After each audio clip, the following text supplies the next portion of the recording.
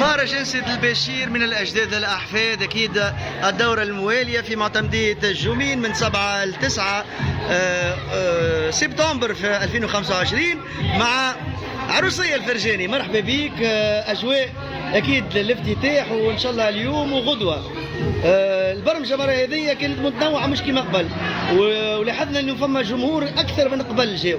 اسكو السر نتاعو هو نجاح الدورات السابقة والا البرمجة الجديدة؟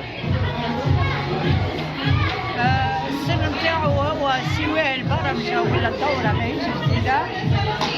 مهرجان سيدي البشير غني على التعريف اللي هو ثقافة القرب ومن أجدادي إلى أحفادي. يعني تشوفي أنت هذيا تراث بلادنا، هذا تراث بلادنا واجدادنا طبعا، اللي كونوا هما هذوما الكل أولاد سيدي البشير، ماهمش بالكل ولاد سيدي البشير، من كامل تراب الجمهورية جات الناس.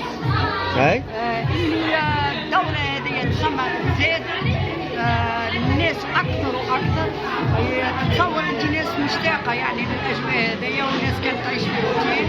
الحمد لله احنا المهرجان هي اللي تقرب العباد وتقرب الناس لبعضها، وعاداتنا وتقاليدنا دائما موجودة. يعطيك الصحة. عروسية بالطبع كشفنا امبارح مقام الروح الوحيدة البجاوي سلامية بدر السعد.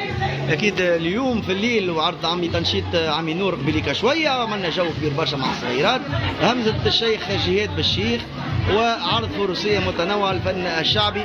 أكيد شكرا للدعم مع مندوبية جهوية للشؤون الثقافية ومع الجمعية الثقافية والاجتماعية سيد البشير ومعتمدية جومين. نشكر زاد الحرس ومروة والكل المساندين بالطبع، وعلى راسهم سيد الوالي، يعطيهم الصحة، على راس الإدارات الأمنية اللي قامت باش يسمح لي. ثم شكر لكل البلدية المعتمدة سيد الوالي الأمن، وتحية المندوبية الجهوية للشؤون الثقافية، تحية لعميلو، ربي يفضلك، تحية لكل الفنانين اللي جات، تحية للفرسان بما أن راهي البارح فرقة واليوم راهو صباح فرسان. أي فرسان الصباح، أي غدوة فرسان. يعني اليوم في حضرة في الليل 4 عروض اليوم. بارك الله 4 عروض اليوم. يعني في النهار 4 عروض، غدوة 2 عروض. إن شاء الله نكملوا بنجاح وإن شاء الله الناس تكون فرحانة وإن شاء الله تونس بخير. تحية يا عمي نور. شكرا. عروسية فرجاني من الأجداد إلى الأحفاد، من حسن إلى أحسن. شكرا، يعطيك الصحة. عروسية الفرجاني في مهرجان سيد البشير. أسمع